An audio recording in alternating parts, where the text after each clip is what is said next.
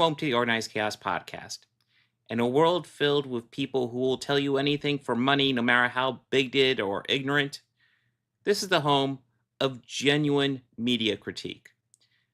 No matter what, we will promise to just give you our honest thoughts on movies, music, TV shows, and anything else that comes up.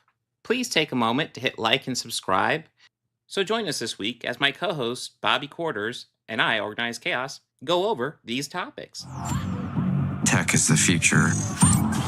Riri, you can actually help people. I know.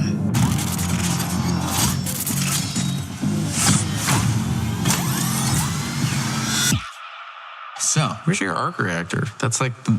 You know, they don't exactly hand those out. When I got back from Wakanda, I felt stuck. To bring my ideas to life, I need cash. Crazy, gotta go crazy. Come work for me. I assume these jobs aren't exactly legal. Not exactly. So you in or out?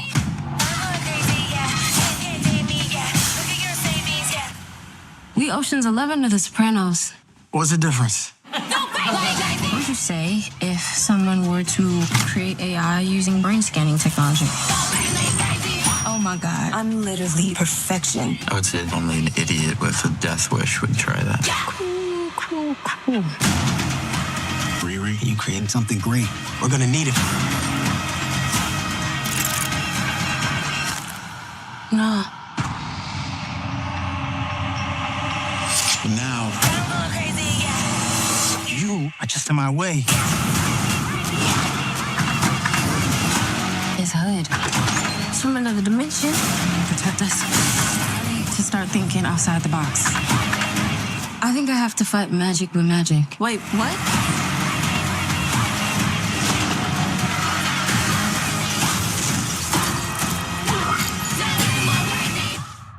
Might be a hero in there after all.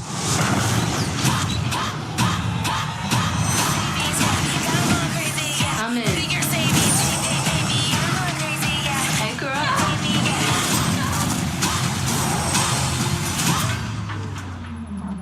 Oh, my bad.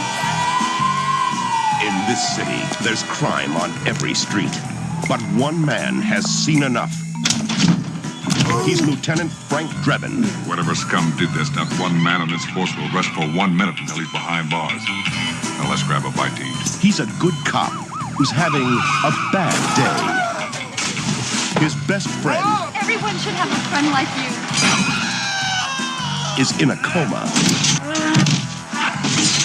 As soon as Nordberg is better, he's welcome back at Police Squad. But I wouldn't wait until the last minute to fill out those organ donor cards. His girlfriend asked him to look her up. Nice beaver. Thank you. I just had it stuffed. Let me help you with that.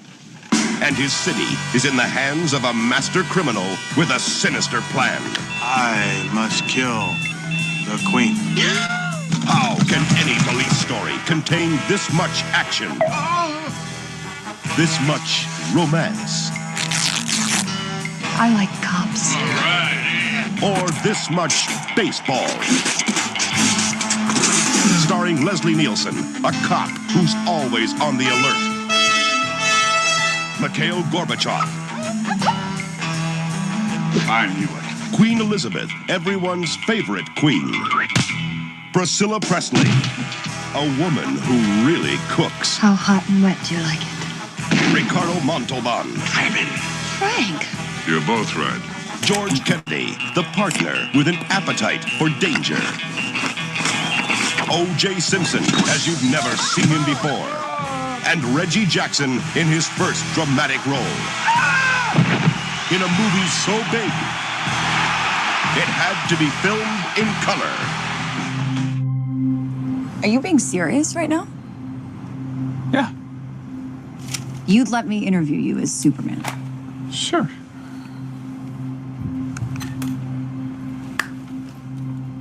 Ready? Let's do it, Cronkite. Superman. Miss Lane. Recently, you've come under a lot of fire for I know, what some it's a might. lot of fire, It's but- a lot. Today, the Secretary of Defense said he was going to look into your actions. That's funny? My actions? I stopped a war.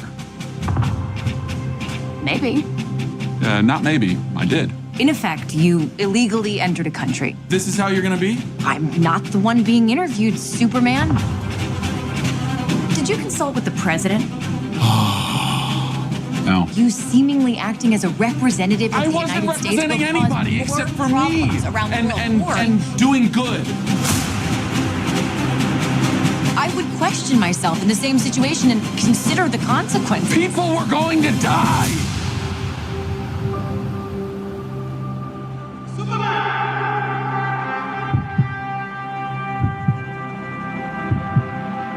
Hey, buddy. Eyes up here.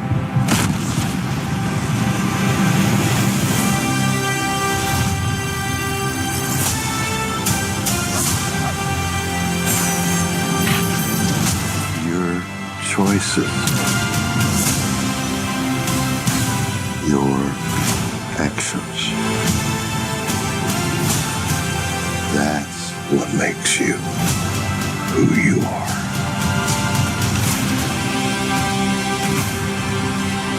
Superman.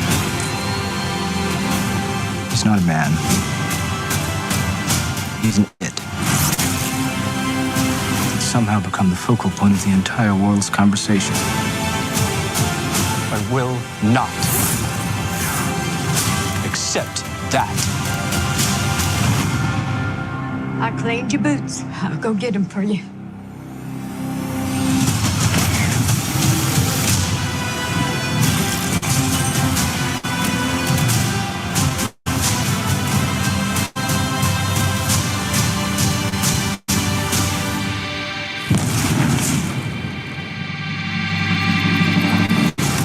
You have a dog?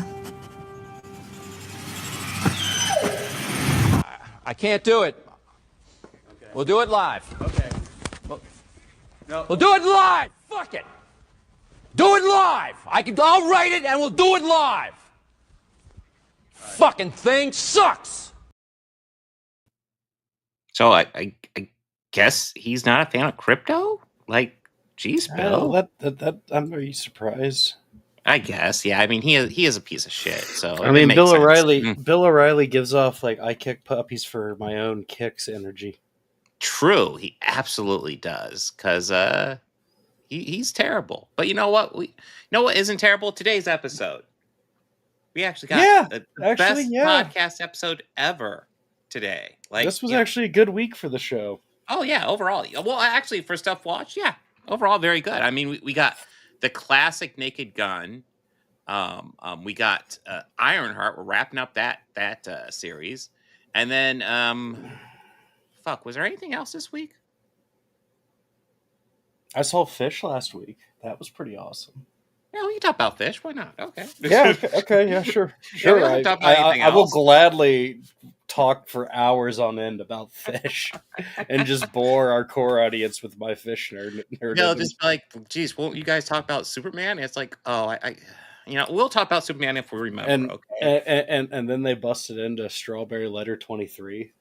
And it was just actually they did cover that, and it was pretty awesome. I actually had a weird day today. So, like, I usually nap after work, and then I woke up, and it was 8:00, and I was just like, "Oh my god, I fucking overslept. I need to make sure see if Bobby's good with doing the podcast. Like, I need to get stuff coordinated and figure out what the fuck's going on." And then, like, I'm like trying to text you, and I'm like, "What is going on? Why am I not texting him? I need to get stuff coordinated and figure stuff out."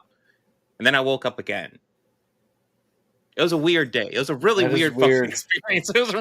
So, I took a normal nap. Okay. So last week, I went to go see them on Wednesday, right? Mm-hmm. So, I knew it'd be tough for me because usually Wednesday's the day that I pack a lot of the watching in. That and and whatever I finish, I just finish it Saturday evening and Sunday. So, I was like, okay, cool. I got to try and get at least Ironheart. So I finished Ironheart immediately as soon as we wrapped last week. And so Wednesday we went to the show. Thursday I went to go see Superman. And last night I watched... I saw Superman on Thursday as well. Yeah. I went early in the day, midday. Which, I mean, surprisingly for a 3:30 showing, was a decent amount of people in there. I mean, I Yeah, was there was a solid expecting amount of like people at ours too. I wasn't expecting like a full house or anything by that, but Mm-hmm. like for the middle of the day, middle of the week, and on like the day before it opened, I was very surprised to see because usually when I go to those early things, nobody. I'm like usually in a theater by myself. Yeah. I mean, But it's worth noting. There's been lots of empty theaters this year, with the like honestly the big exceptions being Jurassic World and Superman. which I Both these don't know why Jurassic World is getting full dude, theaters because those that movie movies, was terrible. dude, they haven't made a good Jurassic World movie since debatably 2015. Debatably on that one. Um, um, Okay. yeah, I will I just said say, debatably. You know what for I the mean? sake of argument, Yeah, sure, that was the but last Jurassic movie that was good. but Sure, those movies still raking the money, and I don't get it. Like it doesn't even have a. Well, but you know what? You know what? We don't have to talk too long about that because people are here and they want to hear our opinions on the big movie this week, which is, I mean, everybody knows. Okay, so I'll let's just go dive into it. Let's talk about it right now. Naked Gun 1988. fuck yeah, Fucking hilarious movie. still Um, hilarious. oh yes, absolutely. So, my son almost never wants to watch movies with us, and this is actually why I end up watching immediately after our podcast last week because I want to show it to my daughter too because it's like this is a serious gritty drama. I gotta show it to you. My son actually stayed down and watched the whole thing because he thought it was hilarious. He's just, and what's great, well, he's still young enough that still like a lot of the humor will probably go over his head. Yeah, the more adult But stuff like, goes over his head, and the silly stuff he just loves. but Leslie Nielsen being goofy Yeah. is funny to the kids. Yeah. Yeah, exactly. It's one of those movies that it's technically not appropriate for all audiences, but I don't know. I think it's fine because the adult stuff's going to go over their head, and the kiddie stuff, yeah, they'll get that. There's a joke that never made sense to me, like when I was younger, but rewatching this was just like the first time in God maybe like 20 years. So like I think the last time I watched this, I was probably a teenager, like in full. Okay. Was the Jewish guy and the Israeli guy giving a hug at the ball game? I was like, oh, that's really funny, actually. Yeah. Yeah. This. Okay. Well, obviously, I love this movie, but you want to know Yeah. an What interesting else? factoid that I just learned because I was wondering. So I just learned Liam Neeson's gonna be 73 for the new movie. Do you want to know how old Leslie Nielsen was when he did this? He was young. He was younger, wasn't he? He was 62. Yeah. I figure his hair must have turned white younger, but it's like Oh yeah, it did. Because Yeah. if you remember in Creep Show, which Leslie Nielsen was in, Yes. his hair was Yes, white that's in right. that. I think I've only seen him with black hair in one thing. Forbidden And Planet's all I can think of. yeah, Forbidden Planet, and that was Forbidden Yeah. Planet. Yeah, but like, It would just look so foreign, him with dark hair. Yeah. it looks like, is that just the film grade? No, there's a black and white film. Oh, so his hair. Oh, it looks like they painted it. It's almost like Steve Martin because Steve Martin, if you ever look at his first album, it looks weird because he actually has dark hair. Like And then his second, graying. Yeah. maybe a little, but it's actually decently dark. And by his second album, like 2 years later, it's completely white. And it's still been completely white. Like, Yeah, he has always had white hair. Yeah, ever since I could remember. White. Yeah, I think in his 20s, his hair turned white. Well, I think working with Martin Short, that would do that. Yeah. But anyways, getting back to this. This is hilarious. This is, you see, for me, like you brought up Airplane. Airplane, I don't think is one of my favorites, but it is one of my favorites. But I watched this not competing before I for my watched favorite, Airplane. but yeah. I watched this. I knew this before I knew Airplane. Mm-hmm. So to me, this ranks up there with like Mel Brooks movies for me. Oh yeah. Oh yeah. In the sense of like just OG comedies. Like if I were to rank the top 3 movies by this directing trio, it would be like I go between this and Top Secret as my favorite, and then Airplane's like solidly third. I don't know though. Airplane is funnier than Top Secret, I think. Oh no, Top Secret's amazing. No, I mean, come on, no. I love Top Secret. Oh my god! I don't get me wrong. It's funny. It's Mm-hmm. great. It's hilarious. But man, just Airplane has better gags. I think. Airplane's got classic gags, but Top Secret. I love it. It's funnier. It's funnier to me. But hey, it's comedy, and comedy's like it's Yeah. through the eye of the beholder. And I mean, this back to the Naked Gun. Naked Gun is I like all three of the Naked Gun movies. This is by far the best one. This is by far the funniest. Oh god. Oh yeah. That opening scene, man. I just think it was funny. I was just thinking, like, wow, all of those guys are dead now. Yeah. It's like, wow, that is so just a random collection of people who all just happen to be dead right now, and they never showed Fidel. Yeah, I saw that in the photo there. There was a Fidel. Yeah. Guy with the cigar. Mm-hmm. Yeah. I forgot there was a music video sequence in this. That was hilarious. I completely forgot about it. As soon as it started, I was like, oh, that's right. Yeah, they do the whole classic music video thing, except they add the music video credits at the end, which is just hilarious. It's like, yeah, we're doing that. And then I'm just thinking, like, man, how many people would watch this and not actually understand what that means? I know. Like, that's such an MTV joke, too. Like, I get it. Oh, like, yeah. I know, yeah. YouTube music videos don't do that, and that's where you watch music unless you videos watch anymore. unless you watch the older music videos. That is true. A couple of the older ones are kind of just rips from the MTV version, and you might get them or there. Sometimes now, they have the original master than not.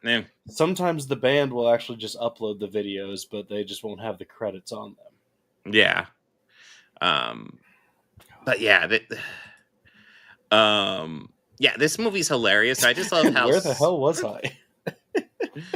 I just love how seriously all the actors play it, especially Leslie Nielsen and Ricardo Montalban as the villain. I love him and George Kennedy. Like, yeah, they're great too. Or they're George great Kennedy, yeah, because he also just so serious. Yes, it's very serious. And that's one of the hilarious things about it. Yes, this does have O.J. Simpson, but if it makes you feel, it's actually kind of watchable for O.J. Simpson because he just gets the shit kicked out of him in this movie. Yeah, and kind of over and over again, and and it's like, yeah, he has that coming. And in defense of the film and the next two that I'm hoping we're still watching, but. Oh yeah. At this current time, I'm trying to think of a current superstar that it could be related to sports-wise. He was bigger than LeBron James. He was a big deal, yeah. He wasn't quite Michael Jordan big, but he was a big deal. I don't know if anybody was Michael Jordan big. Michael Jordan was, Well, no, that's why Jordan will always be. That's why Jordan will always be the best. I'm not the biggest basketball fan, but it's Jordan. It's Jordan, dude. Like, yeah. But yeah, I just love how more or less the cast plays it straight, which is fucking classic. It is. Holy, wait a minute. That's right. The mayor looks so familiar to me, and I couldn't remember what I'd seen her in. And now seeing it here, it clicks. She was the mom on Sopranos. Oh, shit. Okay. Yeah, she played Lydia Soprano. I also appreciate the Weird Al cameo, which I always forget about. Then he gets off the plane and it's like, oh, yeah, Weird Al's in this. No, that's not for you. Weird Al Yankovic's on the plane. Yeah.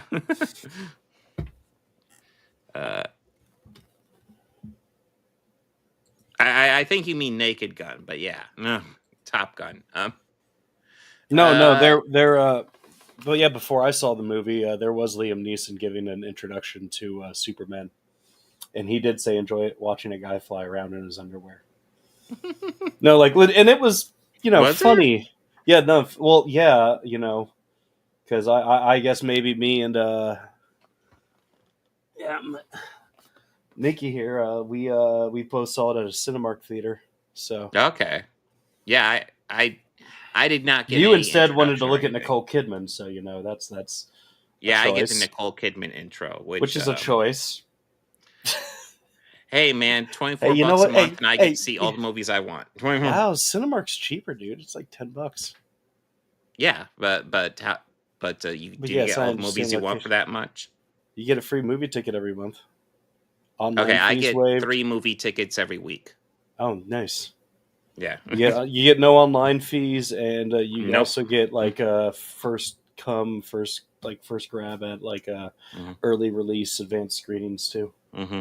Yeah. Like you get it before press. Mm-hmm. Well, I don't Or usually at have time least- for those, but I get lots of notifications for them. Yeah. It's one of those things where it's like, man, I don't have time. I It sounds rarely like will if I can, and this happened to be one. Yeah, nice. Yeah. But yeah, Nick. Small Yeah, this world is indeed. I guess what I else is there really to say? I love Naked Gun. I mean, we could just talk about some of our favorite shticks or jokes from it.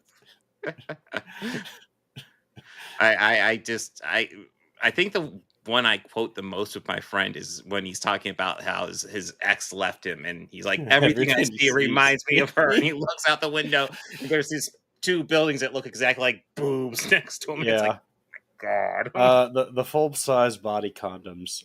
That's always hilarious. And did you notice that they also had sleeve holes? So like they had armholes for them too. So that's like, right, they did. It's like, what the hell? I love the gag in The Office with the well, there's a couple Office gags where he's you have something on the side of your mouth. No, the other side, and just half a banana falls down. But yeah, there's the rare exotic fish that Frank kills. Just throws. I always never made sense to me how. And watching this time, I like remember the pen, and then you see it both go back and went, and you hear it and went, oh, how have I never caught that sound? And just thought he did it nervously back there. Mm-hmm. Like I said, I haven't watched it in years, so. A classic one I just love. I always forget about when it pops up until it pops up, but it's like when she's going up on the ladder and he looks up. He's like, "Oh, nice beaver," and she's like, "Yeah, I just had it stuffed." Since he passes down this stuffed taxidermy beaver, and it's like, "Oh, Jesus Christ!" I think the driver's lesson is still something that's hilarious as hell. Oh, dude. That's something that I quote that a lot. Like if I'm driving around with somebody and someone's being an asshole, I go, extend your arm out the window. Extend your middle finger. Very good. I think that driving student's a better driver than Frank by a decent margin too. He is ridiculously bad. Yeah. Him forgetting to put the e-brake on. Yes. Or it's like, did he just leave it in neutral? Yeah. Because I was thinking about that, and I was like, okay, I mean, even if it's a stick shift, like, even if it's a neutral, yeah, like you're gonna notice it drifting when you start trying to step out of the fucker. Like it's gonna be drifting when you stop. Like it's in neutral. I was like, did he put it in neutral and just leave his keys in there? Like, yeah. Just Frank, you're a terrible driver. Yeah. Oh my god. But of course, yeah. Every time he drives up to park, he just hits the car in front of him and shit. It's like Jesus, Frank. Like going in and then driving, and then he tries to shoot it. Yeah. The airbag's extended out. Like, oh my god. Did you get the driver's license on that? Like, dude. No. Have you ever seen the show? No, I've never. I've always wanted to. There's a shtick in the first episode where they're going to the crime lab. Oh god! Which actually has an origin to like a joke in Airplane, but like you'll see them walk through a door frame, and it's like the perspective of a television show. Like they're walking and continuing. So like the guy who will play like the chief or Ed, not George Kennedy, but a different actor's playing him, and the lead. Like their lab guy, they'll walk through the doorway. Then Leslie Nielsen will walk in front of frame. In front of where the fake door is, and they do that in every episode. That's awesome. It's just like, oh, that joke never gets old. That's hilarious. Yeah. And another joke they make is like pretty much a parody off of there's always some young lad in there, just like hanging out at the crime lab, and it always ends with like, Jimmy, have you ever been inside of a Turkish bathhouse? like Airplane. parodies off of those Yeah. jokes every time, and it's like, oh, well, I see the origin of that one because Yeah. each one of them are hilarious. But Do you like also gladiator movies? Do you like? What the fuck are you asking? you like gladiator movies? It's the deadpan nature of both of those movies that is what make it just so funny. Yeah. Oh shit! Yeah, I'm looking at the fish right here. But yeah, just like you treat it, they that's part of why it works. You gotta treat it pretty fucking seriously for this to work at all. This is just a ridiculous fucking world, and you know. Did you know that when he passed away, Major League Baseball, their official like social media accounts, ran full things talking about the game in which Enrico Palazzo disguised himself as an umpire, as like official recognition of it, and it's like, oh my gosh! Not only are they playing into the movie and the joke, but it's a great way to honor him. Enrico Palazzo. It's like, hey, it's Enrico Palazzo. Or no, oh my god. Oh my god, you killed him. No, he's just stunned. He'll be fine in a minute. Yeah. And then he just falls over. At first it's like, okay, the bus like from the top of the stadium. So that's like the Rose Bowl Stadium. I don't know how tall that would be, but oh man. Yeah. And then bus the runs bus, over him, the bus and it's runs like, over okay, him. he's super dead. And then the fucking steamroller. What do you call those? Steamroller, yes, steamroller. Yes. And then the fucking marching band. It's like, Jesus. For some reason, the University of Southern California marching band's practicing that day in the parking lot. And not only is he still getting trampled, craft, but like he's getting trampled to Louie. Yes. But they're dedicated to the craft. They're not going to stop from there. They're going to keep on going. They have to compete with the Ohio State University marching band, which is true. I mean, they say they're the best damn band in the land, and I've never been to a game, but I have been to one of those concerts with the Columbus Symphony, like in the park. Mm-hmm. And there was one that they did with OSU, and they just did like the best of John Williams. So like, not a bad song all night, right? Yeah, but it was good. I don't know how they would probably do it modern day with just not. I mean, acknowledging it not without acknowledging it, kind of how. I mean, I like the clip in the trailer where, like, you got Liam Neeson, going to a picture of Leslie Nielsen, being like, "Man, I miss you, Dad." Then, I can't think of the guy's name, but the actor, Stingray.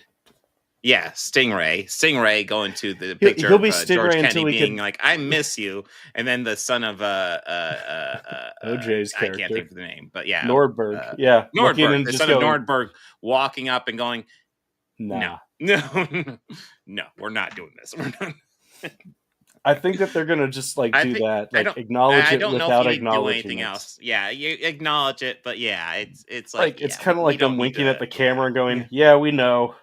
We got a mixed history. Yeah, that was hilarious. That's the thing. Like, I'm really hesitant about this new Naked Gun, but like the promotional stuff I've seen, it looks funny. We'll see. It does. I don't it does. know. Here's my problem though. Like, I'm not the biggest Seth MacFarlane fan.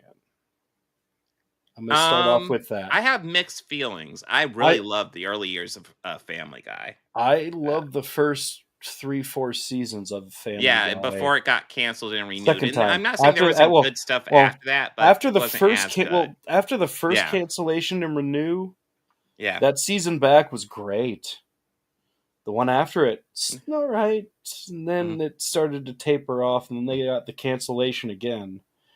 And after that, it's just been watered down trite. Well, to Seth MacFarlane's defense, he has been involved with Family Guy for a while outside of doing voices. Yes. And I feel that out of his entire creation and catalog of, let's just start with animated, Cleveland was a mistake. Oh yeah, Cleveland show was had rough. some great moments. Stuff. But yeah. American Dad's my favorite out of all of them because I feel that that is the fun. I think it's the funniest. I think truly I think find it it's to be hit the and miss. funniest. There's episodes I think are nowhere, but then Dude, there's there's other a. episodes I Did think you are see? Did you see hilarious. the whole arc of Jeff going to space, of Roger sending Jeff to space, and Jeff's That trip seems familiar. It's been a while since back? I sat down and watched it. But Man, yeah, there's some great writing in that. Like, I great stuff. I just will always remember when they go to, I don't even remember what country they go to. I think when they go to some Middle Eastern country, Yeah, there's this guy Saudi selling Arabia. falafels. Yeah. Saudi Arabia. Yeah. And that random dude becomes a leader, and he just dances to fucking Venus by Bananarama as he becomes leader, and then it does a freeze frame. It just explains he led the bloodiest regime ever seen in the nation's history. It's like, wait, what? Yeah. As he dances to Bananarama, it's like, oh, I didn't see that coming. I really didn't. I also want to give him credit because he can do some really decent writing. And like the stuff that he wrote with Orville, I could tell that he is nothing but like that is definitely his love letter to Star Trek. And and I think original series and Next Gen. Yeah. Once he started adding other writers to it, it's still decent. Oh, I think Orville gets better as the seasons go on. So do I. And I think when they took away the majority of the comedy and make it more focused on science fiction. Yeah. That's when it was getting really good. And yeah, it almost kind of just a Star Trek knockoff at that point, but it's a really good Star Trek knockoff, so I'm not complaining. It's like extra Star Trek, essentially. I would say good on the level of how Galaxy Quest is a good Star Trek movie. Yeah, absolutely. You know what I mean? I'm not comparing the two at all. They're different entities on their own, but they're good enough to be. Would consider them close to, if not canon. Yes. Yeah. But 1,000 Ways to Die in the West, I felt that really just fell apart in the third act, and it had some funny moments. I completely forgot about that. That was and it had some really funny moments, but it seemed just like a lot of rejected cutaway gags from Family Guy. Well, I think another good example is I enjoyed the first Ted. Ted 2, not so much. Ted 2 was kind of... The show's pretty bad, too. I haven't seen the show, but... I've watched... I barely made it through 2, and I struggled to make it through 1. I mean, 1's a good idea. I enjoyed 1, but 2, no. I just couldn't tell if Mark Wahlberg was in on the joke or not. Who knows with Mark Wahlberg, man? Yeah, he's a... yeah. It sucks though, because he could turn in a good performance if he wants to. I was about to say he's a decent actor, but he's kind of a dick. Like, you know what movie I think he's really great, but he plays an absolute shitbag in the movie. Departed? But no, Departed. He's great. He's not a shitbag in that movie. That's true. He acts like a shitbag, but he's not. It's long enough. He's probably the only decent one out of all of them, minus Martin Sheen. True. I mean, let's be real here. But the Basketball Diaries, he gives a great performance in that. I have not seen that, so Leo gives a great performance at a kid level too. It's a dark one. Well, I'll add it to the block in the fall. It's okay. Good. No. But yeah, we're way off the course. But guys, if you haven't seen the original Naked Gun, go watch it. You'll laugh your ass off. It's a comedy fucking classic. And we weren't off course. We were talking about Seth MacFarlane and how it was unsure, but we did get off trail of that. The original is an absolute classic, and we got 2 more to go through as well. So so that brings us to Ironheart. We're a little late on this one, but we had a full agenda last week, so we'll get caught up with the rest this week. And now that we've seen the whole season, my thoughts are, I thought it was pretty good. I think it we can get into more spoiler later, but what do you think, Bobby? I enjoyed it overall. I felt that polar opposite between the first half and the second half. Like I felt like I was watching 2 totally different series. And I won't say maybe totally different, but I will say the last episode does take a fairly drastic tone shift. Tonation shift, yeah. And maybe a little bit towards episode 5. Because I will say, part of the second half of the season is her kind of exploring magic. I'm okay for her exploring magic. I was less thrilled with her using magic to enhance her suit, and I understand the story reasons why she did it. I just think when you're doing something like that, where you have a magical villain and a technological hero, or vice versa, it's cool to play with those differences rather than have one of them embrace the other. I like playing with those differences.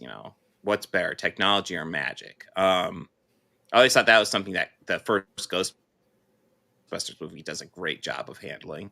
What, the first Ghostbusters? You broke up there. Yeah, I just but I didn't mean, hear what you still, said. overall, I thought this was solid. I was saying I like when they set up like a hero uses technology and a villain uses magic or vice versa. I love that dichotomy, and what wins out in the end. And I was bringing up Ghostbusters as an example of one that I think really did a good job of that. It doesn't really show it off, but like it really is kind of just technology versus magic on that. You mean 2, right? You mean 2, right? No, I mean the first one. No, the first one, okay. The second one, they kind of embrace the magic. The second one kind of does what this one does, where they kind of embrace the magic to fight the magic, and I didn't think that was as cool. But I don't know.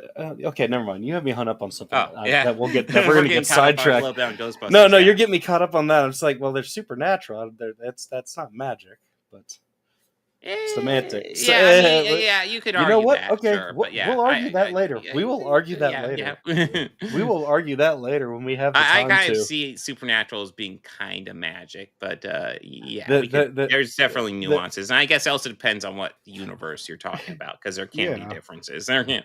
I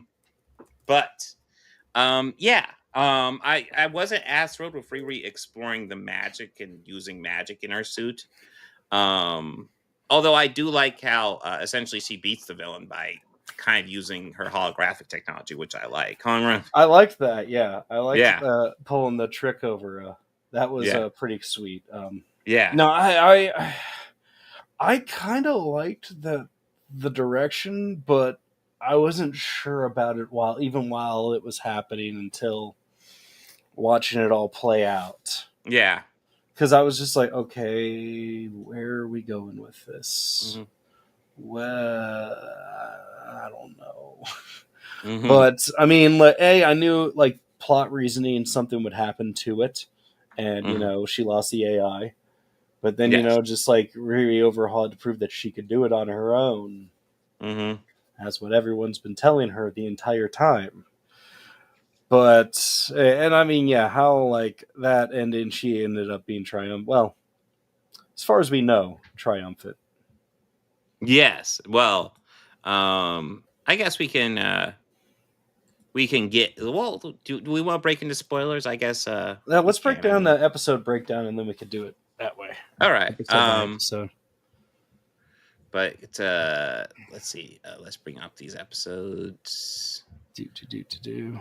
Yeah, so episode 4, episode 4 is essentially her, she's on the outs with the gang at that point.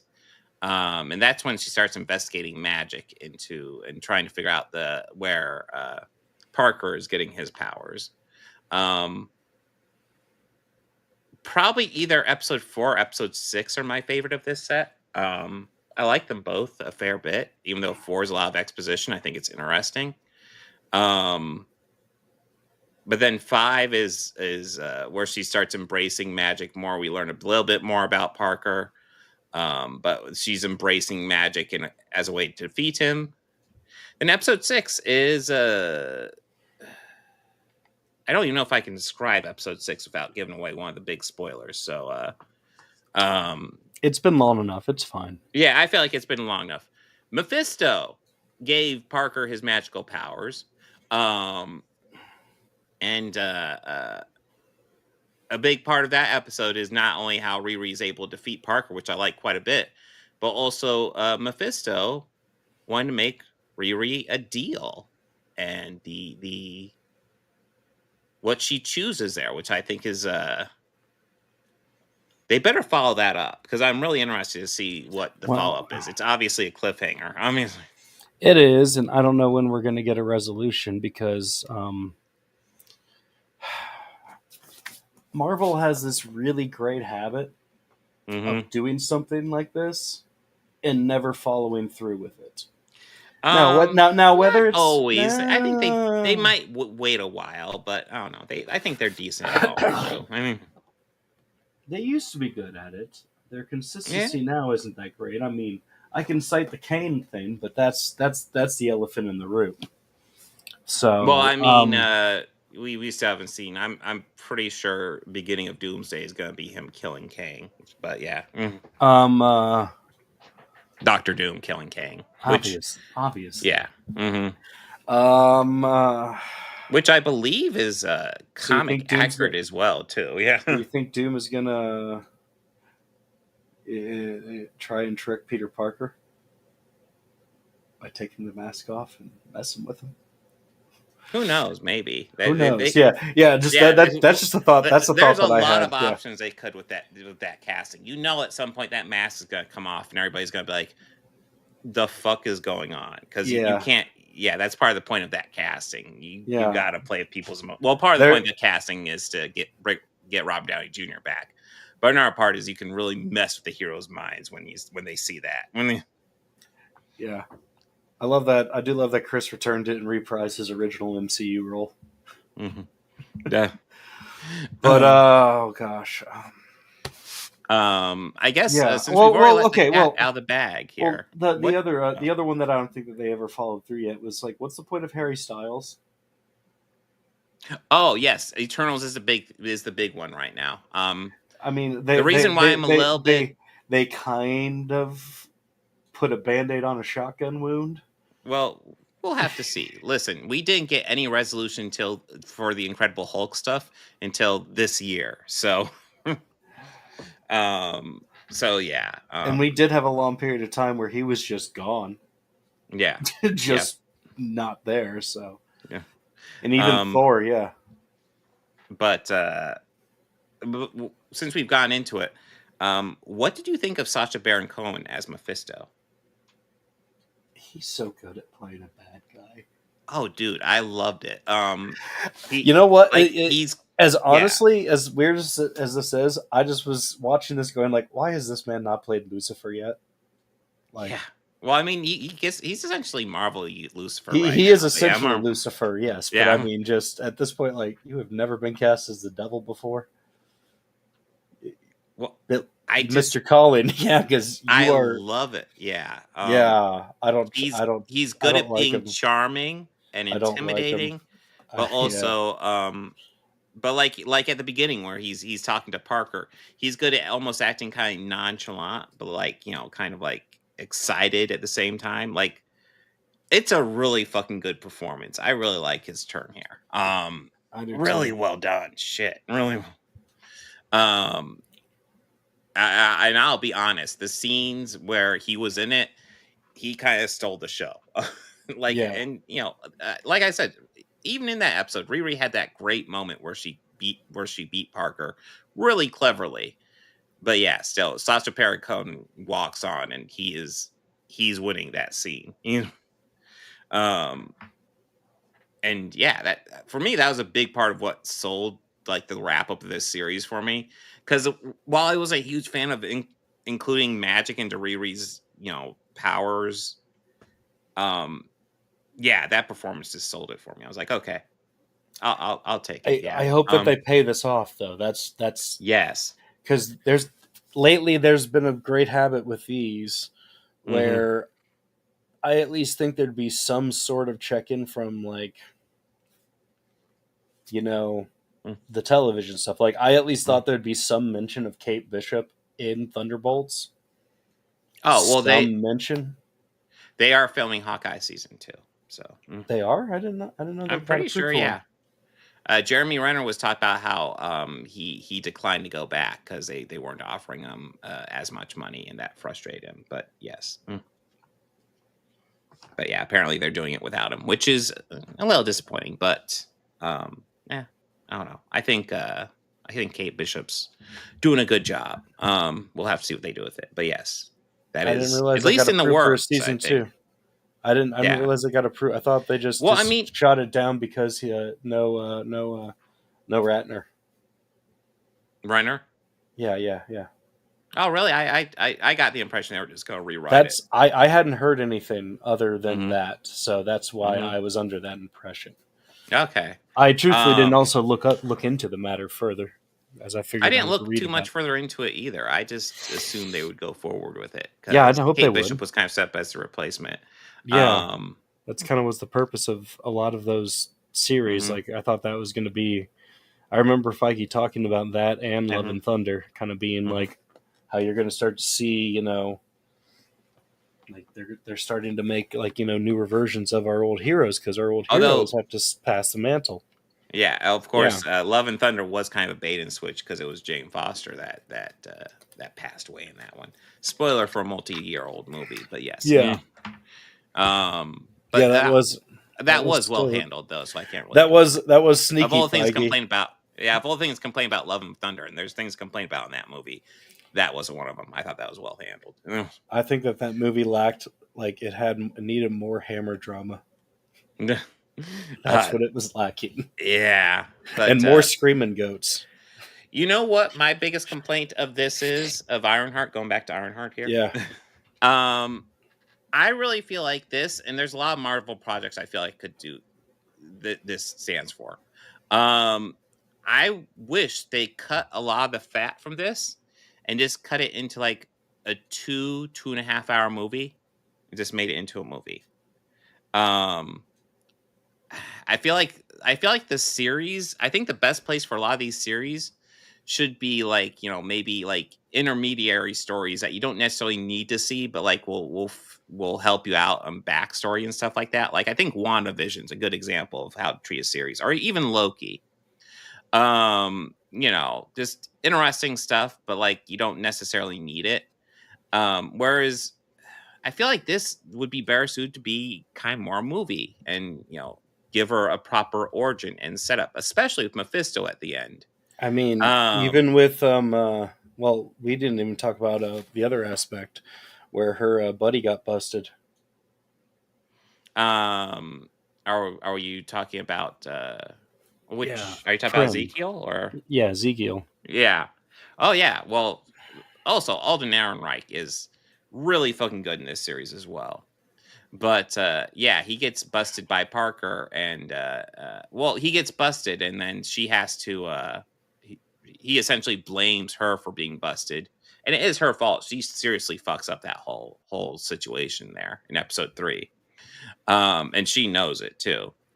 But he gets busted. Parker gets him out and makes a deal with him, and Ezekiel doesn't know the full limits of the deal, but yeah, essentially he upgrades Ezekiel to have essentially superpowers, but they're all under Parker's control, of course. So yeah, so Ezekiel does tear apart her suit. He's supposed to kill her, but he doesn't because he's not like full-fledged villain or anything. He doesn't want to kill her. He just pissed at her. Yeah, And rightfully so, to be honest. Um, That's the thing. Like all the chuds want to get mad at this because it's like Riri's not a full fledged hero. It's like, yeah, this is a hero story. She's making a lot of mistakes, and that's kind of the point. um, and she does make a lot of mistakes in this, even though she has her moments. And honestly, I think it makes her an interesting character. Um, do we want to get to the big the cliffhanger? I guess we kind of hinted at it. yeah. So she loses the Natalie AI, the AI of her best friend. She loses that when she integrates with magic, which I thought was a bad call to begin with, but okay. She makes a lot of bad calls throughout this. It's part of her character. Anyways, she loses that, and then Mephisto makes a deal with her. Essentially, sign this. You get anything you want, and you won't lose anything you'll miss, which is what he constantly says. And it's like, okay, it's gonna be your soul or something like that. We know the deal. You're the devil. But Yeah, we don't see her answer. But all we see is the future where she's with Natalie, and she starts getting the veiny magic shit that Parker had on her arm. So essentially, she wishes Natalie back to life through Mephisto, and that's where it leaves off. And yeah, I know lots of the chuds are like, oh my god, that makes her a villain. Almost so many heroes have made deals with fucking Mephisto at this point. It's Mephisto's deal. He makes them deals that they can't resist. It's a and canon then event. They make the bad. Then they make the bad. They make the bad choice and have to live with the consequences. That happens so often. Yeah, he's a living canon event. Like, you know, Yeah. it has to happen. Uh-huh. Yeah. But yeah, I assume they will pay that off. At the very least, we better get more Mephisto in the future because Sacha Baron Cohen was so good. He was so good. Yes. So good. But yeah, I overall like this. I thought this was good. I'd just say if you're interested in this, don't listen to the chuds because they're full of it. And we'll definitely have some chud commentary on the next movie we're going to talk about as well. Because holy shit, it's obnoxious. But yeah, they got gaslight this shit. I swear to God. Yeah. I mean, usually when they're panning stuff, sometimes it's like it'll be something like freaking Brave New World, where it's like they're panning it, and for me, it's like I thought it was fine. It was underwhelming. It was fine, but I'm not like, oh yeah, that was great or anything. It's just like okay, they're panning it, but it's okay. But then Thunderbolts came out and they panned that too, and I was like, okay, that's actually really good. And then this is solid, and they panned this. And anything you want to add about Ironheart? No. Let's talk about some chuds panning some shit. Yeah, and then they panned this one too. And I will have some controversial takes on this. Well, but they were panning it before even the trailer came out. Well, yeah. Even when the stills came out. They go, what the hell? Why is soup so colorful? And it's just, well, genius. There's this point in time called the golden age of the comic books. This is Silver Age. It's like Jesus Christ. Superman's supposed to be colorful. And thus followed by the silver. Thus the birth of Superman. Like it's one of those things where it's like, listen, that's how you know the difference between a fucking Snyder fan and a fucking Superman fan. Because it's like when you're complaining about being too bright, it's like, oh, for fuck's sake, bro. I saw one where it showed cut comparisons of both of them getting angry, and it's like. Yeah, what seemed logical about that one is your bro dude there looked like he was not sure on how to handle himself. Meanwhile, my guy was calm, cool, and collective, and he still executed his plan. Actually, a shot here. Well, I'll save it for when we're to the end because it happened closer to the end of the movie, and it was one of my favorite moments of the movie. So listen, I'll go ahead and say my controversial take, but it comes with a massive caveat. Massive caveat. Because I'll be honest, I left the theater a little disappointed in this. But I thought it was a very good movie. It just wasn't quite what I expected. And that's what the caveat is. I'm excited to watch it again, knowing what it is and knowing what to expect from this. Because I do think upon rewatch, this thing's going to grow on me. So even though I was a little disappointed, I would say take that with a grain of salt because I did think this was very, very good. Okay. Yeah. There were minor aspects I was a little disappointed with. Mm-hmm. But there was a lot that I really appreciated and loved. Yeah. And those kind of outweighed the things, and really all of them were just me thinking hypothetically, no, if I was Superman, here's what I would have done. Mm-hmm. And that's it. Like, yeah. But okay, well, we'll get when he first confronts Luthor about crypto, right? Yeah, crypto. Yes. No. What I would have done is I would have grabbed him by the throat and thrown out and started flying up into the sky. Yeah. Told him, air's getting thin. Where's the dog? Yeah. That's how. Listen, I'm not willing to kill people for a whole lot of things. I'm going to hurt you. Yeah. But I don't care about you. Mm-hmm. Like that'd be me if I were Superman. Yeah. Though, no, you don't fuck with a dude's pets. And you don't fuck with crypto because crypto's a good dog. Yes. Yeah. So that's my only complaint. I guess I knew that I heard an interview with James before, and Mm-hmm. this interview has to do with how I'm gonna want to start talking about it. How he said like how he feels if he wants to.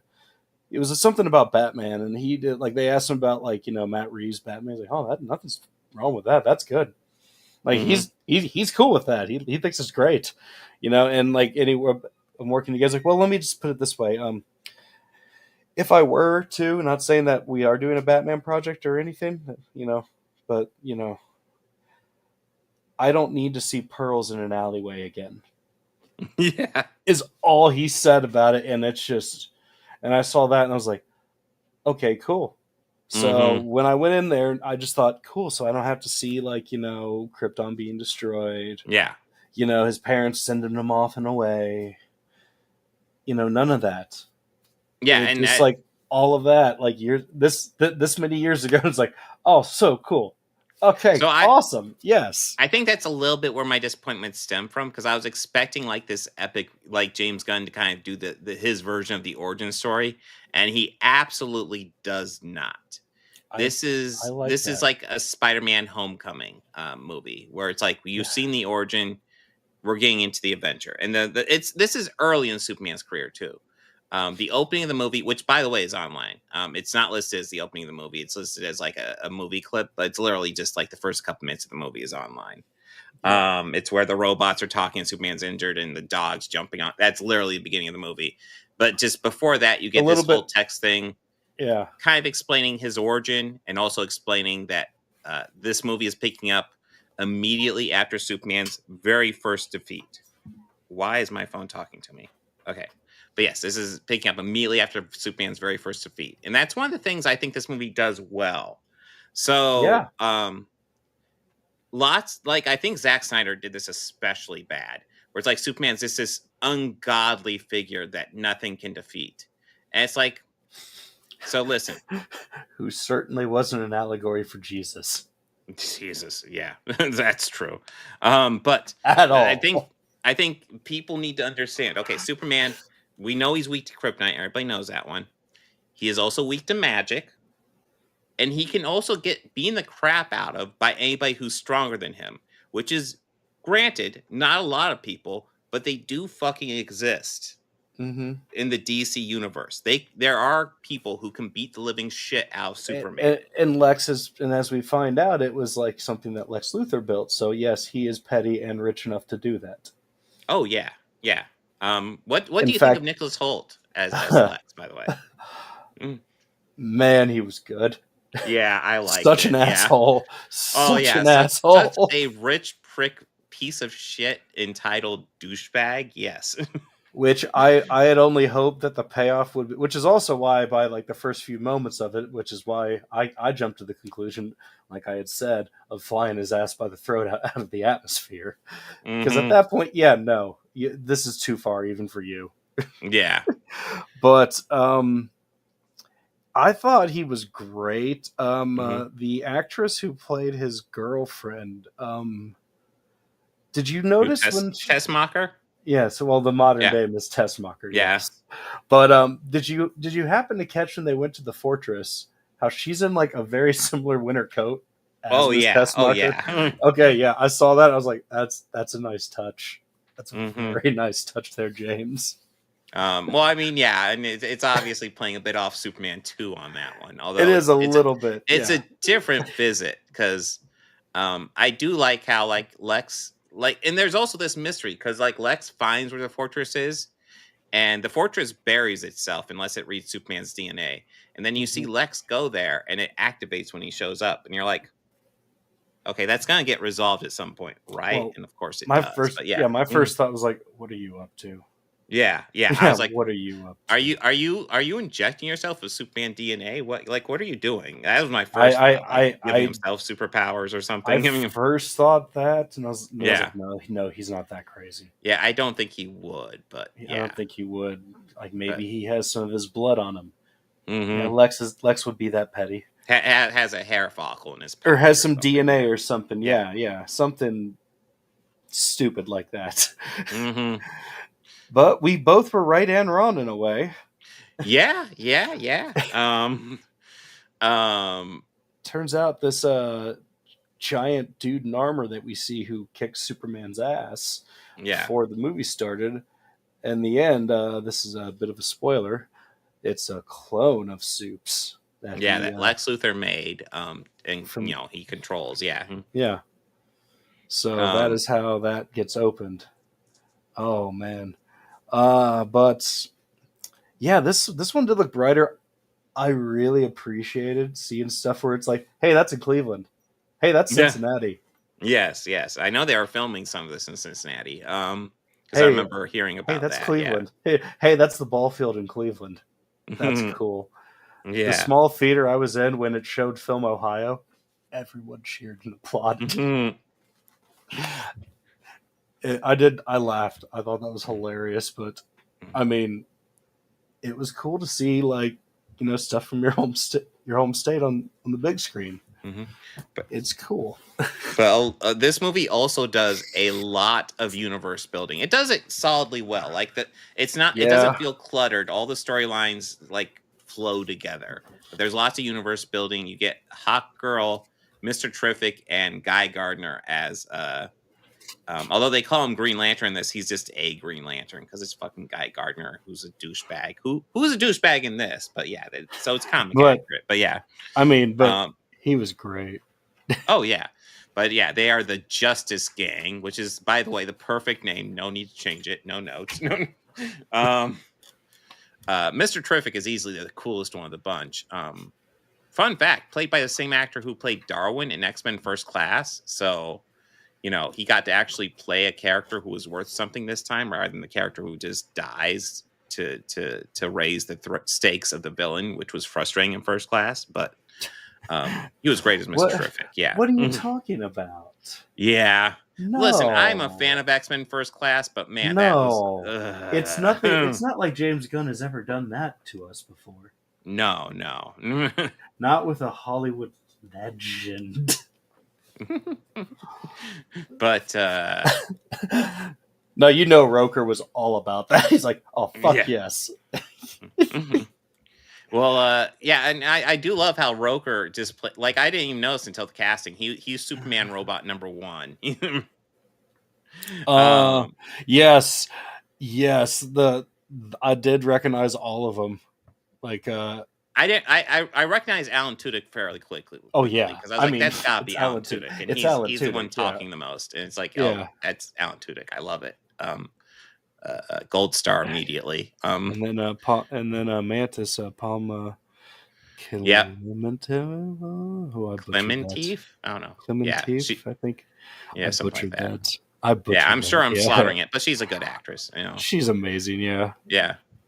You know what? I'll say this: what I had no idea about until I was watching it and even sat up in the theater was like, holy shit! Bradley Cooper as Jor-El. I know. I had no idea until he popped up. I was like, wait. I was looking at that fucking Bradley Cooper. I was like, that guy sounds like Bradley Cooper.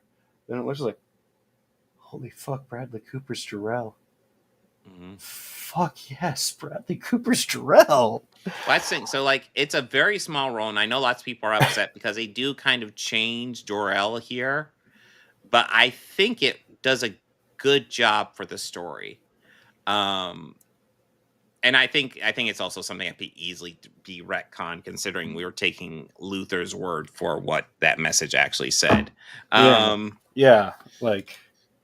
But yeah, so there's this message that Superman plays to soothe himself when he's injured that we see very early in the movie, and it's a message from Jor-El saying essentially, you are our last hope. Go to this planet and be a beacon. Help them, be a light for them.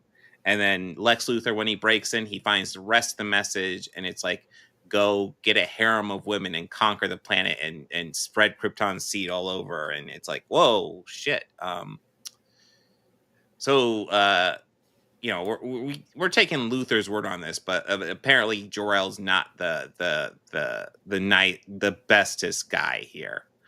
But I do think, even though Mom and Pa Kent do not get huge amount of screen time, but giving Jor-El that different character than we're used to gives the little bit of screen time Mom and Pa Kent have really time to shine, especially Pa Kent. Like essentially, look, you don't have fucking Pa Kent here telling Superman, "Oh, maybe you should have let that bus full of kids die." Maybe when there's a tornado, just let people die so people don't see it. We don't get that moment here. Thank fucking God. Um, you just you get this great moment where like Superman's dealing with the fact that apparently this is the message Jor-El gave him, and Pa Kent saying, that message doesn't fucking define you.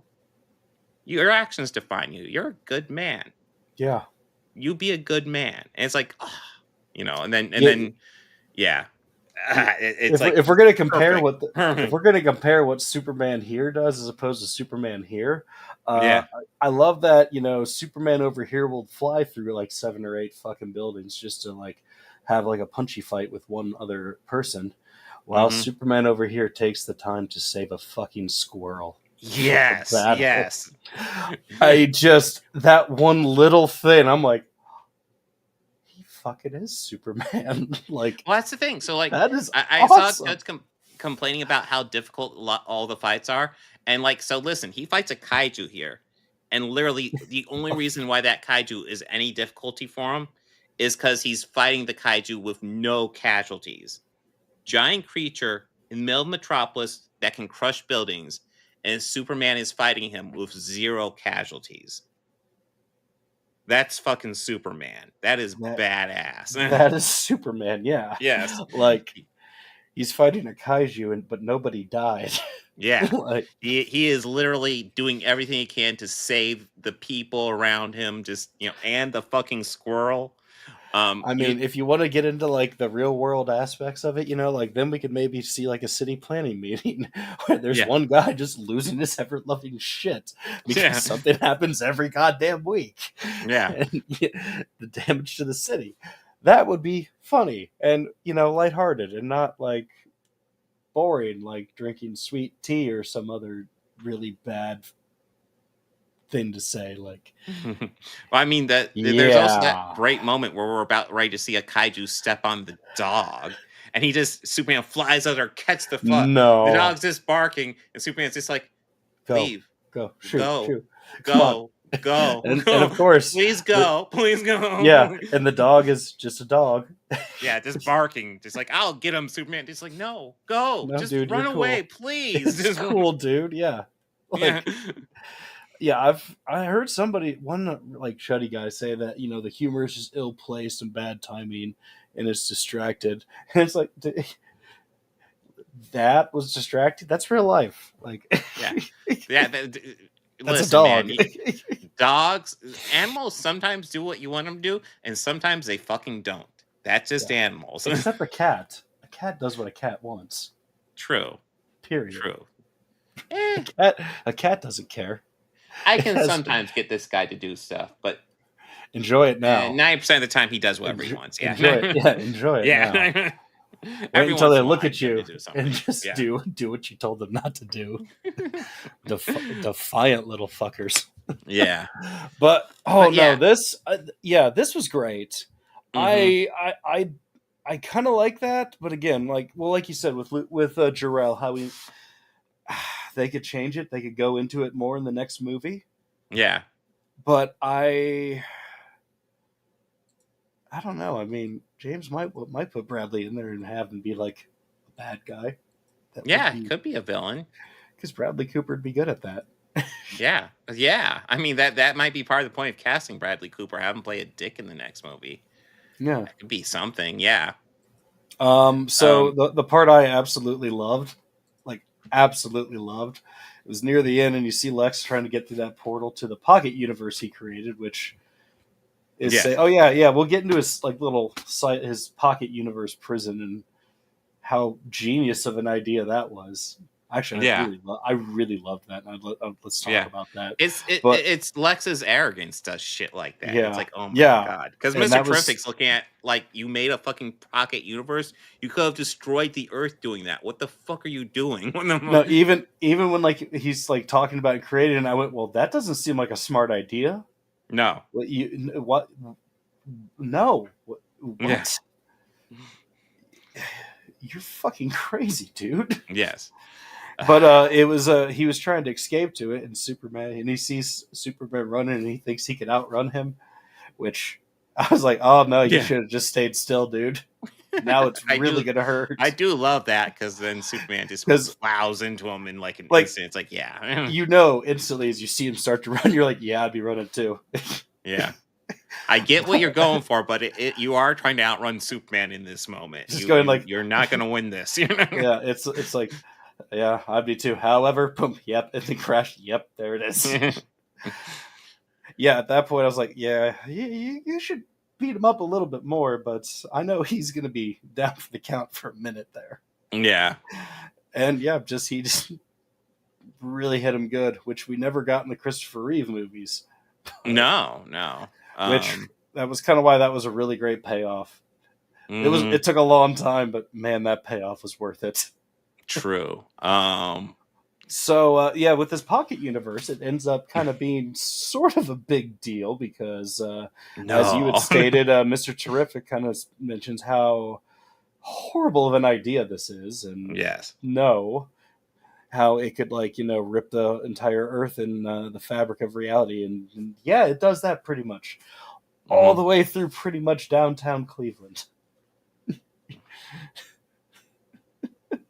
But yeah, it does.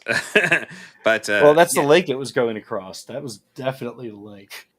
I cannot stress enough. Like, if you go to watch this, number one, I do recommend this, even though absolutely. I was disappointed, but I think when I rewatch this, I'm gonna really love it. But I think just going to the theater, do not expect like issue 1. Expect like the big 50th issue event story. You know, the characters are already firmly established. That we have like a universe. So that's part of what this movie does. It's reintroducing us to the universe. It's reintroducing us to elements from the other universe that we're gonna, keep around, but also reestablishing this new universe that already exists. That's a nice way to say there's a really unforgettable cameo. There's actually a couple fun cameos, but yeah, the Peacemaker one. Spoilers, but yeah, Peacemaker pops up briefly to give his opinions on Superman. It's like, oh my god, fucking hilarious! Yes, like that got a big laugh out of like the maybe like 20 or so people that were there. And so I guess that means when Superman is referenced, in Suicide Squad or Peacemaker, they're talking about this Superman and not Henry Cavill, which I'm okay with. Yeah, but yeah, I'm excited to see what happens next. I think it does a good job setting up this universe, and yeah, it pretty much essentially serves up. It does kind of what Thunderbolts does with Fantastic Four. This movie kind of serves us up for Supergirl next, which I know that's either deep in production at this point or in post. But yeah, if it's the same quality as this, I'm excited to see that. And also, spoilers again, we find out that Crypto is actually Supergirl's dog, which explains why. Because Crypto is really a disobedient dog in this movie. Yeah, he's a little shit. He is. Yeah, he's an adorable dog. Fucking die from in a heartbeat. But he is a little shit. He is also an adorable little dog too. But he's also a good dog. Yes, very good dog. But like Superman, like Superman is always complaining about him. It's like, Superman, like you raised him. Why you're partially to blame for why he's a little shit. You're the reason and then you find out it's fucking Supergirl's dog, and like he's like, yeah, he's like, God damn it, she doesn't discipline him. It's like, oh god damn it, he's the babysitter. Okay, I get it now. And they introduced her, and it's just more of like, oh, we're getting a Supergirl movie. Yeah. Yes. And Crypto's doing all the shit to her that he does to Superman, except she loves it, and it's like, oh, there it is. There it is. Yeah. Yeah. Sure. And I do get Superman's complaint because I'm like, you gotta discipline your pet a bit better than that. Come on. Oh, this is such a good dog. I think this is. I think Crypto attacking Lex at the end also was great. Yeah, yeah. Oh god, yeah. Crypto bashing the crap out. I love that. Yeah. He bit him in the nuts. And it was boom, boom, boom. And it's like, good boy. So, we haven't really dove into it, but like it's fairly early in the movie. I love we haven't even really talked about Lois Lane. I love No, Lois Lane's interview of Superman. I do Cuz too. like there's this little bit where we find out that Clark Kent gets all these exclusive internet interviews with Superman. What a shock. How does he arrange that? We see it in the office. And Yeah. at first we're just like, okay, does Lois know? Because she's giving him like the fuck look. Yeah. So like I'm thinking, does she know? And we've seen the trailers for it, and then like he's there cooking, and then she gets home, and I went, oh, it's him. Yeah. Yeah, they know. And then all like, okay, but how that went, and you see him, and she did ask him some tough questions. Yeah. And even though I think Superman's 100% in the right in what he's doing, and I get what he's doing. He's fighting for moral good, which I like that. This is a Superman that is like not afraid to go out there and just do the fucking right thing. Consequences be damned. Yeah. Fucking awesome. But yeah. But he gets into a contentious interview. Because yeah, there's these two countries that are not Israel and Palestine. They're completely different countries, no relation at all. But yeah, and he is yeah, there's essentially one country that is just like a country of like just kids and old people, just not really, not really a firmly established country, considered kind of backwater. And then there's another country that's planning to invade them that has this all militarized setup and they're allies of the United States. Fortunately, this is a fictional universe, doesn't have any mirrors in reality at all. So completely fictional. Certainly not. Yes. At all. But of course, Superman is literally going to the country of our allies and going to the leader and intimidating him, being like, back the fuck off these people. Like they have nothing. And yeah, I just kind of love the fact that Superman at the end of the day, he's just gonna do the right thing. He's not gonna let shit go down that he thinks is wrong. I like that. I like that's the thing. I like this Superman. Henry Cavill always felt like he was like 5 steps away from being fucking developed. And I feel like every movie, I feel like they were pushing him back further and further, except for maybe Joss Whedon's Justice League, which that has a whole different set of problems. Mostly Jason Momoa. There's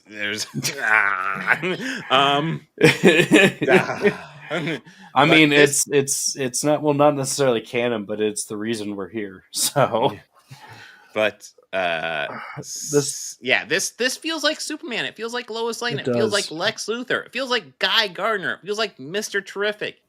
Fucking Hawk Girl. Yeah, Hawk Girl. That was so awesome. Hey, so awesome to see on the big screen. Just swooping down and bashing motherfuckers, like going like. I do wish we got a little bit more cool. Hawk Girl. She's definitely one of the Justice Gang we get the least of, and we get the most of Mr. Terrific. But who is the coolest one in my opinion? Of course, Guy Gardner. Just a dick, but yeah. I'm sorry, but the middle fingers out of the dirt were just. Oh, I did love that. I didn't love. I was like, because I did some homework when I got home from watching it, because I don't know much about Green Lantern. So, like, as far as I was concerned, it was just like, John Stewart and Hal Jordan. Oh, never knew of the Guy Gardners, and then like, but there's a lot of them, and so I did some homework, and I read, and I found some and I was watching some stuff about Hal and or Guy Gardner. And I saw one of a frame of him doing the same thing of middle fingers coming out of the ground and going, yeah, James saw this one. I was like, this is the guy. Yeah. No, this is he's like, I'm going to have he already has a Lanterns TV series planned out with John Stewart and Hal Jordan in that. But yeah, I'm sure Guy Gardner will probably get in there at some point. Oh God, yes, I hope so. I really do. Yeah, I saw an animated. I watched this animated Justice League clip today where it had both Hal Jordan and Jon Stewart on, and they go like, "Well, we have another Lantern, a Guy Gardner, both of them in unison, no." Yeah. But he's a Lantern, no. But he has the same powers as you've got. No. No. Just in unison, Absolutely no. not. No, it wasn't even just a no. Yeah.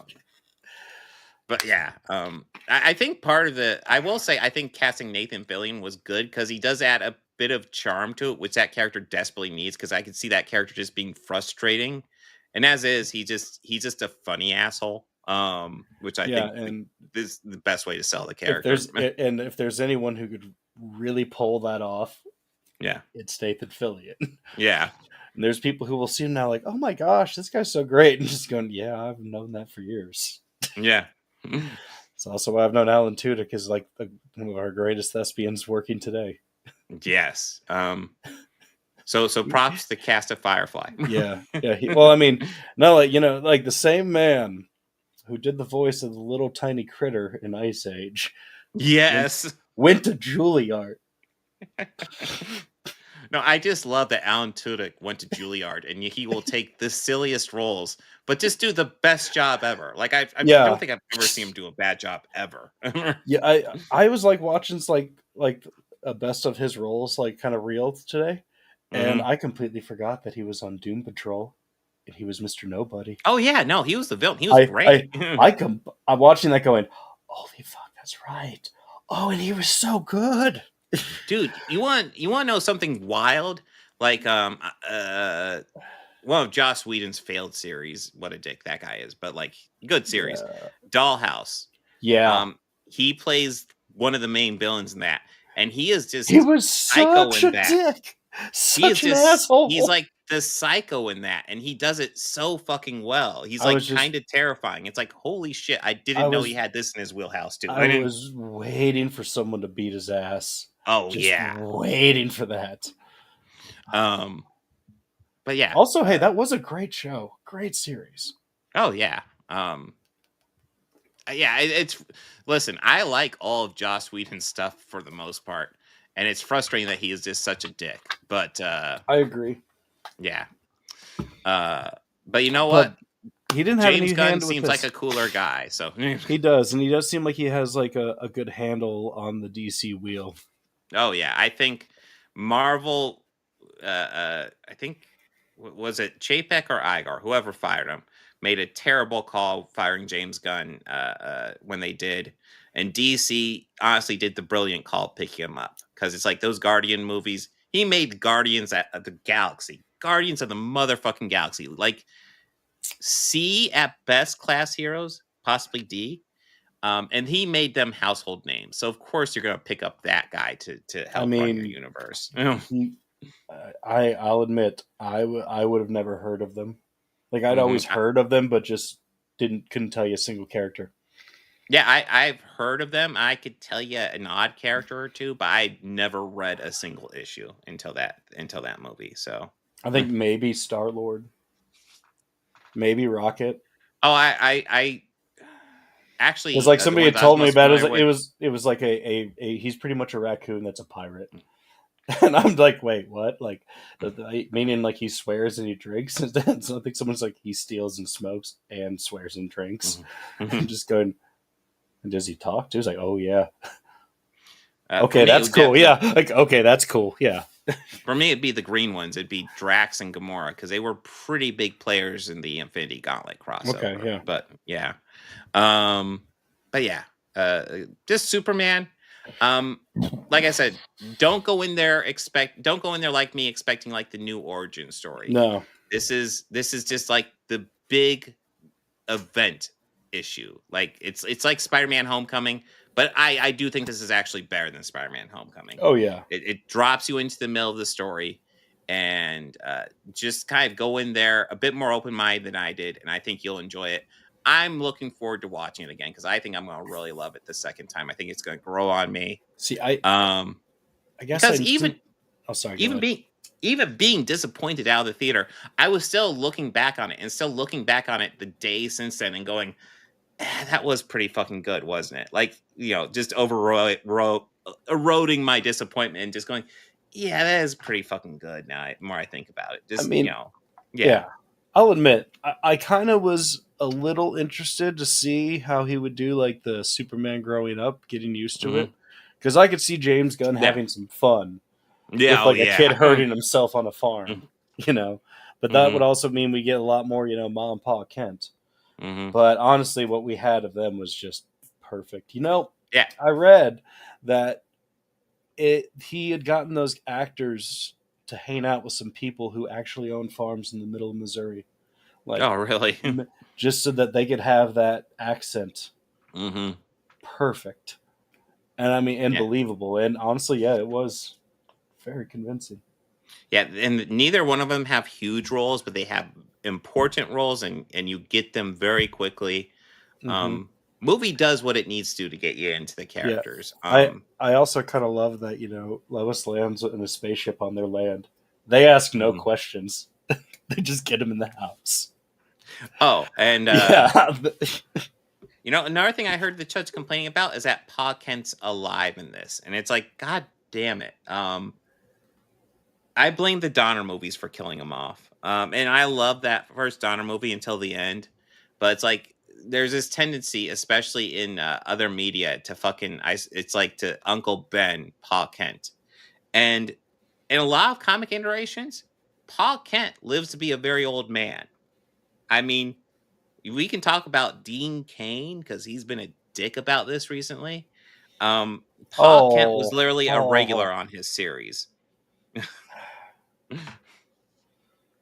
I don't know, because I thought the show was stupid when it came out, and I was a casual Superman fan.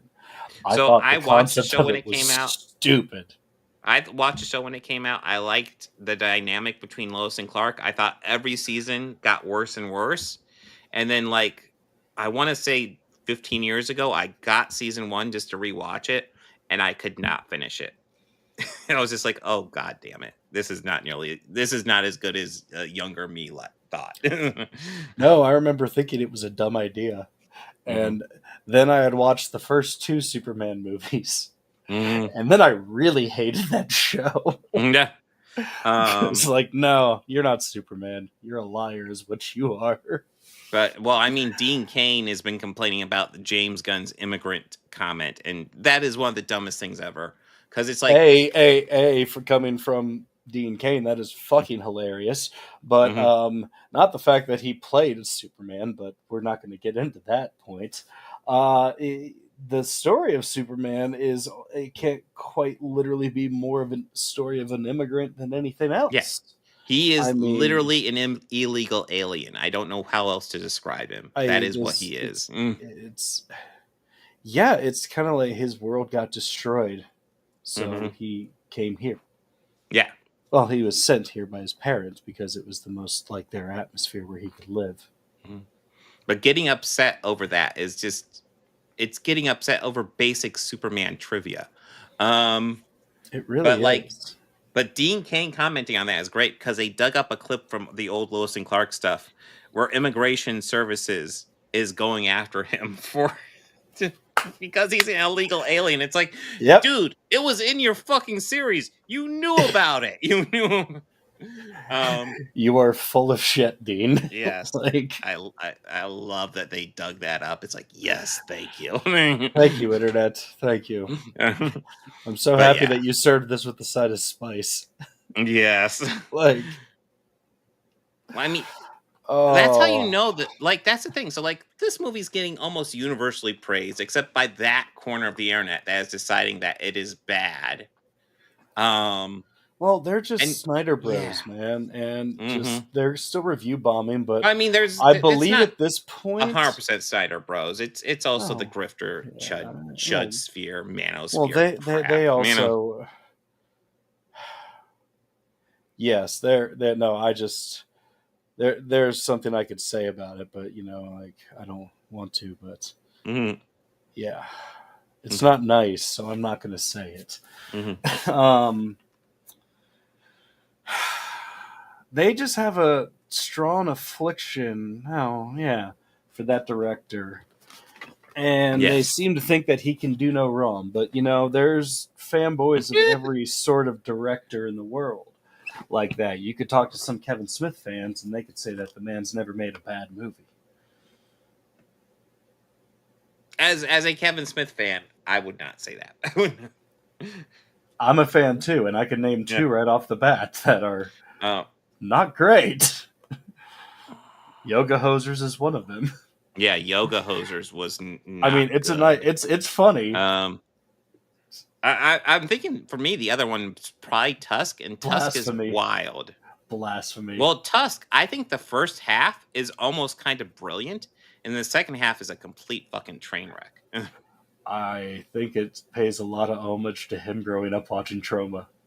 Maybe, but I will say Johnny Depp does that movie no fucking favors, doesn't? No, he doesn't. And not even enough favors that he returned and reprised the role in Yoga Hosers. And Yoga Hosers, I at least saw it coming. When he pops up in Tusk, I'm like, what the fuck is he doing, and what the fuck character is he playing? What the fuck is this? I knew this was here, so this is Johnny Depp's cameo. Mm-hmm. And no, it wasn't a cameo. He's in quite a bit of it. Yeah, no, I had heard that it was that, and I went, oh, so he's just going to continue to talk like that for the rest of the film. Cool. That mustache is rather large and distracting. Yes. I mean, it showed a different style of comedy for him, but yeah. Another one I'd probably put in that camp for him would be Jay and Silent Bob Reboot, and I wanted to like that one, but ugh. I liked it for what it was. And I think that he definitely spent more time wanting to write the funniest way that he could do this. And kind of just show that I think he still could, that he still had one more in him. Yeah. Which I'm also believe like Clerks, that's the one that he had. Clerks was kind of it. Yeah. Clerks and then he had that episode, I believe. Or this was after this. Yeah. This was after he had the episode before Reboot. Yeah. Like a heart attack. Oh, yeah. Yeah. But yeah, no, Clerks 3 was that was the one like, yeah, you still got it, Kev. Yes, he can still do it. And you still got it, dude. Brian O'Halloran and fucking Jeff Anderson. God damn, I did not know they were that good at actors. Holy shit. It's just more of like you two can teach a class on how to play off each other as actors. And Jeff isn't even a professional actor. No. That's the funniest thing.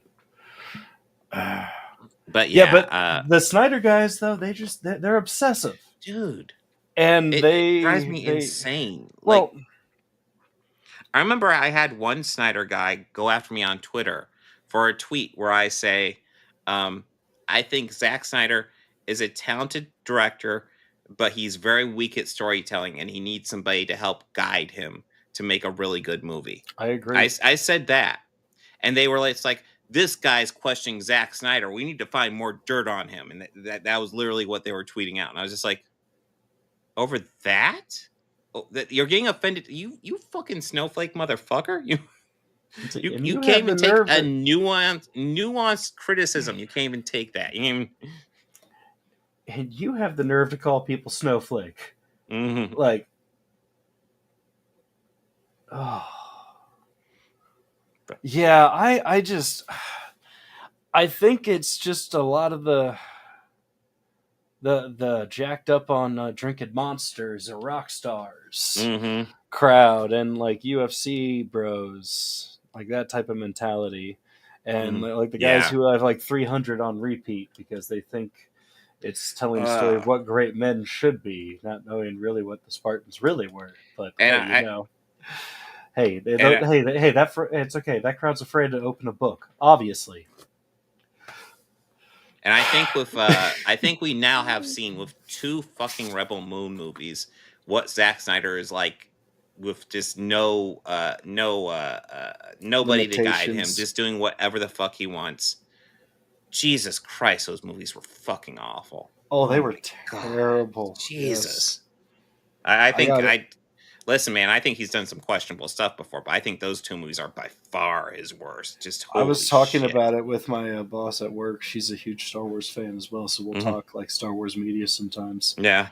And I was telling her about it. I was like, well, it's like, she's like, I've seen it. I mean, it kind of looks Star Wars. I'm just like, I'm going to save you the trouble and just tell you, James Snyder presents James Snyder Star Wars, James Snyder, like Zack Snyder.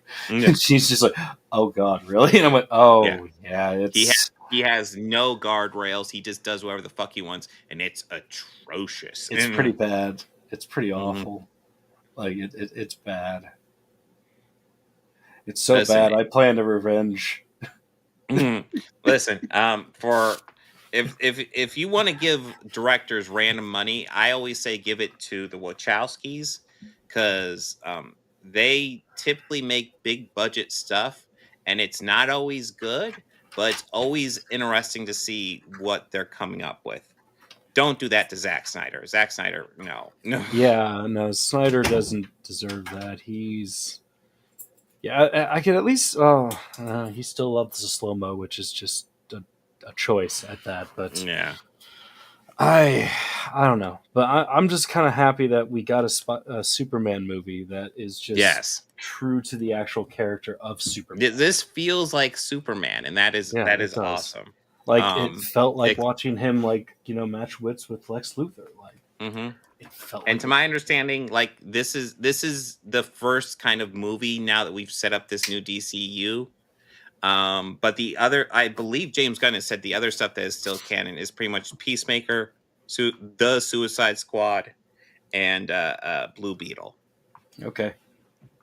Which honestly, that's all good by me. I'm good with all that stuff. More George Lopez. All right. All right. That's cool. Yeah. That's cool with me. But yeah. I'm excited to see what happens next. This was good. Yeah, it was. I believe that is everything. We covered Dean Kano, boy, who was just about as Jesus like I if I had to make a rating of him, I would say he's a solid 4 out of 5 Kevin Sorbos, which is not as bad as like a 7 out of 8 Ted Nugent's and Kid Rock's. They're all about the same, let's be honest. Yeah, they are. They're all like, Dean Cain does fucking nothing except really bad fucking movies anymore. Hallmark and you movies, never hear about him unless you want to hear a terrible take on fucking Superman anymore. I wasn't even aware he still carried an interest for Superman. I thought he was just happy making Hallmark movies and, like, raking in a profit every Christmas. I mean, hey, I respect the hustle, but even if the quality is just garbage. But I remember I actually kind of liked the casting when it was first announced, but like, he had a recurring role on the Supergirl TV series when that started, because her parents were played, and I liked the casting because it was her parents were going to be Helen Slater and Dean Cain. But then I'm pretty sure after season 1, Dean Cain just vanishes because it's like, that's when he started going on his chud journey. And it's like, yeah, we're good. We can forget about him. Yeah.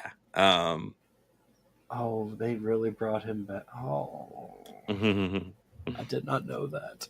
Yeah, so that's for the new. That's for the modern. That's for the modern Supergirl series, right? The one that's like, oh, that's very unfortunate. Casting. Yeah, that's very unfortunate. Oh, I like the idea of getting the classic Supergirl and one of the old Supermen back in there as her parents, but unfortunate that was him.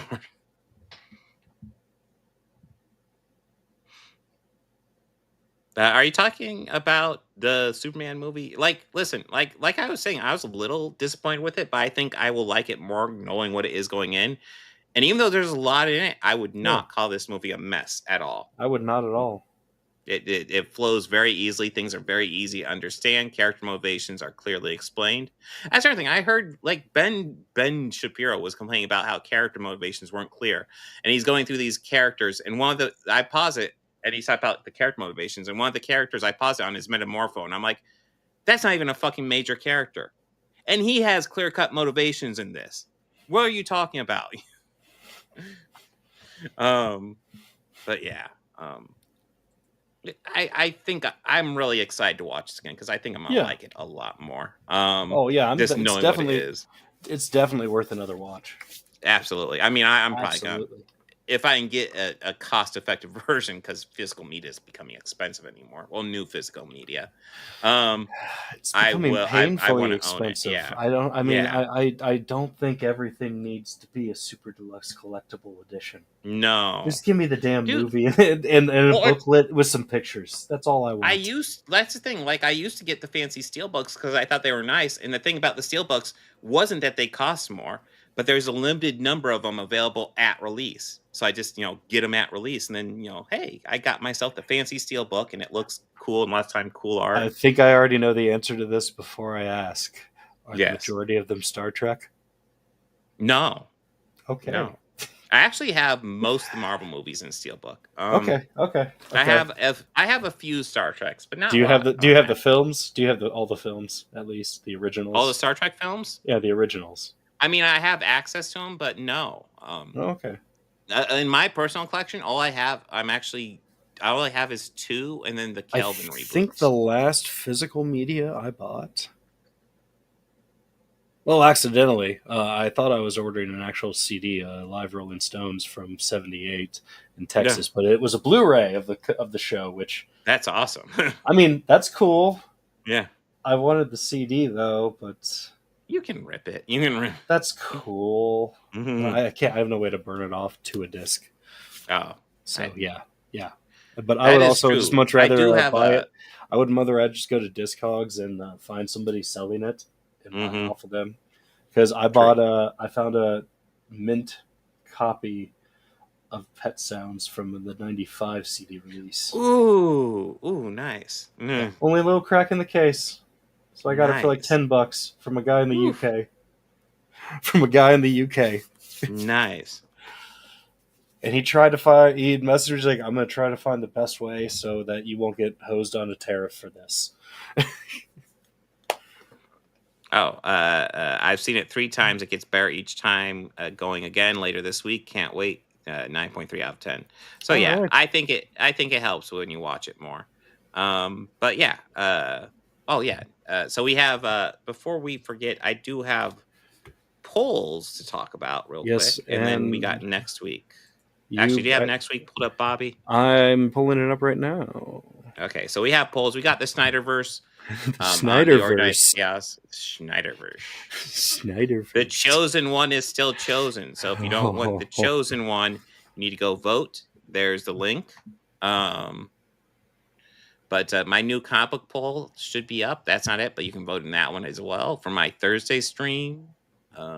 There we go. Now Marvel DC book. Looks like Bug Wars is winning, but only 6 votes in. I'm gonna get way more votes than that, so it's anybody's game. But yes. Yeah, the chosen one, if we want to see oh god. And I think this is the week that we call it. Yeah. Is that what I said in the July 21st? This is the last week, so next podcast will be it. Yeah, next week we get to call it, which, speaking of next week, we got some fun. We got Fantastic Four: The Rise of the Silver Surfer. Oh, that's right. We're doing a double Fantastic Four feature, aren't we? Yeah. double the Fantastic Four. Yeah. But and then we're gonna love it so much that it would be so I tried. Fan Four stick. I tried and just fumbled that one. Yeah. Hey, and also the Naked Gun Part 2. Yeah, I'll say it before, and I'll probably say it next week. I love how as a culture we decide that movie is called Fan Four Stick. That is the official title. Because I know I never hear anybody call it anything Fan Four Stick. Yeah, yeah. No, I also call it like emo Fantastic Four, but Fan Four Stick is good. I remember there were ideas in that. Oh, we'll rewatch it, but there's ideas in that. But man, but you know what? I'm happy though, because this one of these has my all-time favorite Stan Lee cameo ever in all of Marvel movies. Ooh, and it's in The Rise of the Silver Surfer. What is? I guess I'll find out soon. I'm trying to remember. I'll tell you now. So Stan's trying to get in. And he's like, yeah, Stan Lee. And the guy's like, yeah, nice try. Oh, yeah. Yeah, that's right. No, my name's Stan Lee. Yeah, get out of here, buddy. That is a good one. I still love the Guardians 2 one, where it's just essentially he's just this dude reporting to the Watchers. It's like, oh, we're explaining all of them now. Okay. Yeah, Tony Stank, that's also a pretty good one, too. Tony Stank's a good one, yeah. But yeah, that guys, join us next week, and then I'll be live Thursday as well. Also, we'll have Mischief on Wednesday, so there you got plenty of live streams coming up. My daughter will probably be joining us next week as well, so that'll be a week where she's with me. So yeah, exciting times. Indeed. Yeah. So everybody, party on and be excellent to each other. Take care.